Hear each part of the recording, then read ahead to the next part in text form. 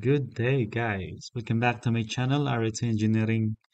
And thank you sa mga subscribers natin and followers. And of course, sa nagla-like sa mga videos natin na nag-share.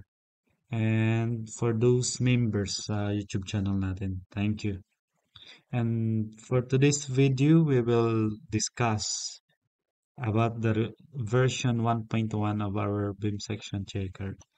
So actually, this is beam D-bar section checker.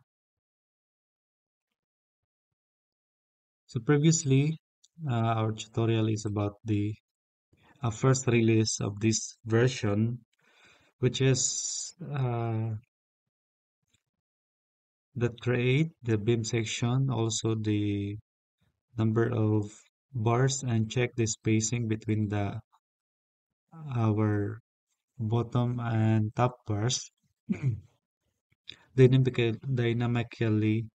So nag-change siya dynamically.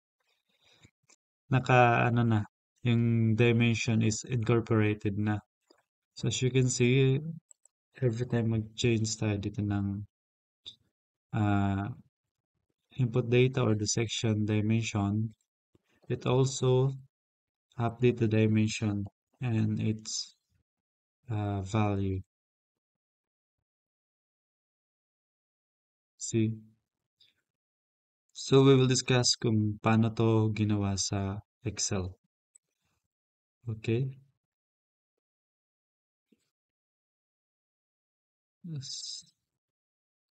Then, to. Okay? Now, without further ado, let's discuss kung paano to ginawa. So, same yung concept dito sa previous tutorial natin. Pero, may mga technique lang. Especially dito sa, sa dimension natin. Okay? So, first, we need to create the table data ng dimension natin.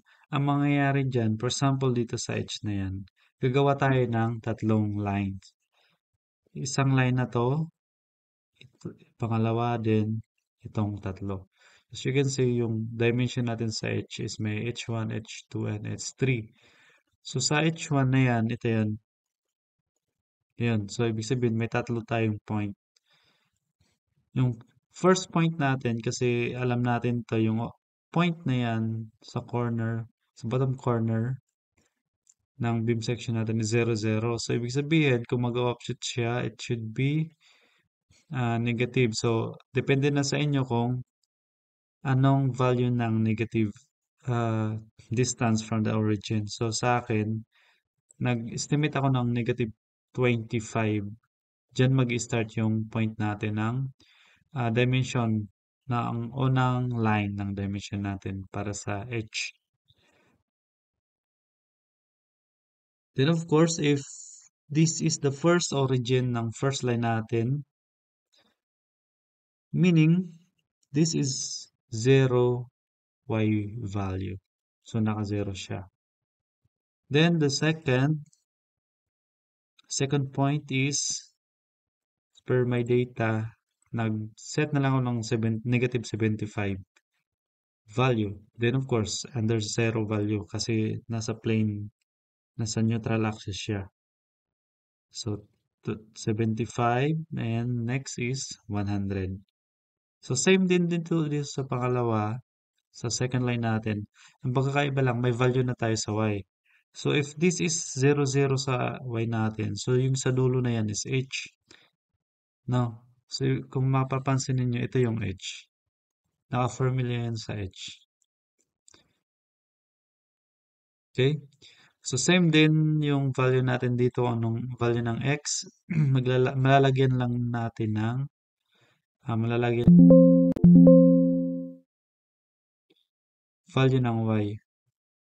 So para ano, tanggal natin yung two decimal places.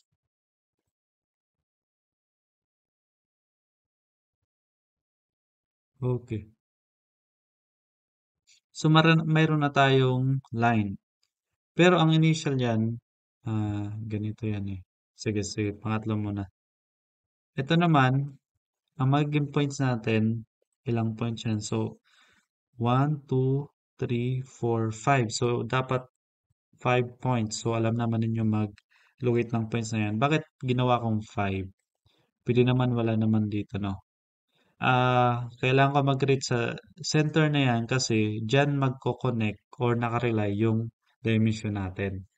Para dynamic siya mag-change. Kung nasaan yung center ng section natin, yung dimension nandun din dapat. Okay? So, try natin to. Same din yung gagawin. Ah, for example, mag-insert tayo.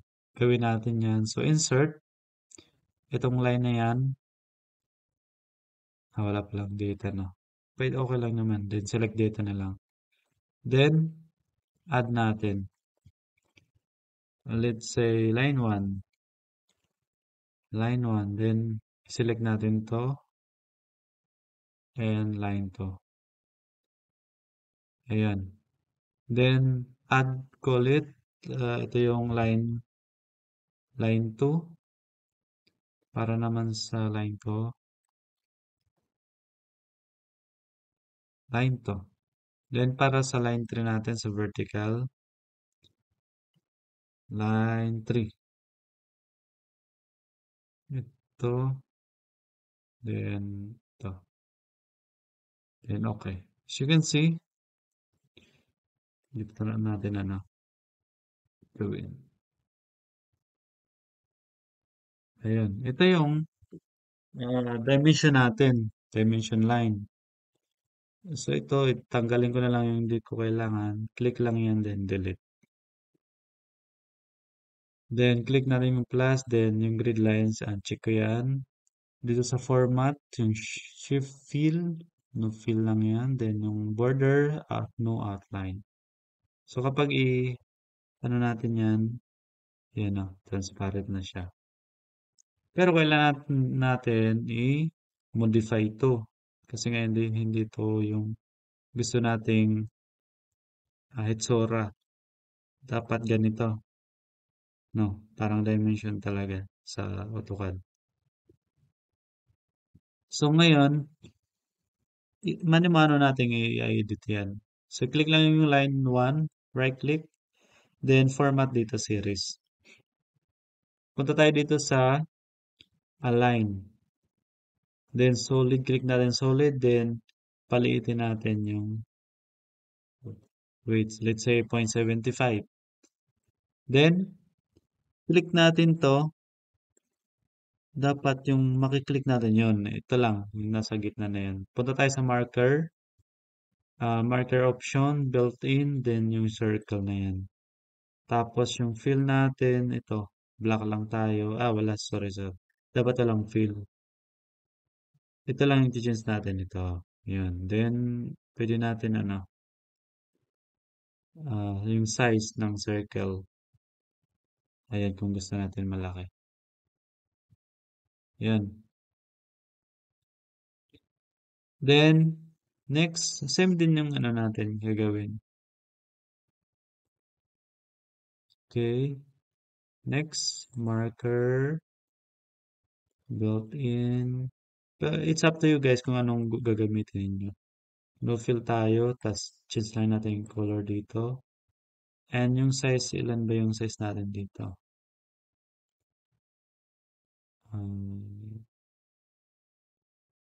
Yun, 9. O, sabihin natin, 10 na lang natin yun. Ayan. Para ma-emphasize. Pero dapat, wala to. Marker. Ito. Inan ko muna yan. Then dapat, ito lang yung select natin. Yung marker, then circle. Ayan. Yan. Then, balik ulit ako pala. Yung line natin, dapat solid siya. Then, 0.75, di ba? 0.75. Yun. Then, next, ito, same din, kaso line lang, maging solid line na lang siya din, 0.75. Ayun, meron tayo ditong dimension line. Ito na to. So, ibig sabihin, yung data natin din, dapat naka-refer doon sa dimension natin I mean, sa section size. Kasi every time mag-change tayo dito ng value, dapat mag-change din yan. Ito. Ayan o, nag-change siya. Ayun. So, yun lang kadali. Same din yung gagamitin natin. Okay. Next, paano naman ito? So, click lang natin yan. Paano naman yung number no? Yung equivalent value ng dimension natin. So, ito, click natin yan, right click, then yung add data label. So, ito na yon yung label natin. No? So, right click natin, then format data label. So, isit ko siya as above. Ah, Pwede center, above. So, I think it's left yun. Left siya. Double click lang natin to. Then, makikita natin ito. Yung option na yan. So, check lang natin yung choose cell. Tapos, i-browse natin yung H. Then, close natin ito yung properties. Then, view. Nandito na yung value natin as per sa cell. Then, pwede na natin yan, i-change yung properties niyan. Palaki natin. Then, ayun. Ganyan na. So, ito nakadepende dito sa size. Dito. So, mag-change ako dito. Naka-etch kasi yan. So, let's say 550. So, as you can see, nag-change siya. Then, 400. Ayan na. So, yun lang guys. Ganyan lang mag-set ng dimension. So, i-delete ko na yan. Then, I will post this one. Upload to the YouTube community para ma-download ninyo yung version 1.1 natin. Okay? Yun lang guys. Thank you for watching and don't forget to subscribe, like, and share sa mga videos na na-upload natin. And if you want to avail this tool or the other tools that we have used and created from our previous tutorial, you can download it by joining the level 1 or level 2 members. But most of the files na-avail yan ng level 2 members. Okay? And for those interested, you can join. Okay? Yun lang guys. Thank you. Keep safe. God bless.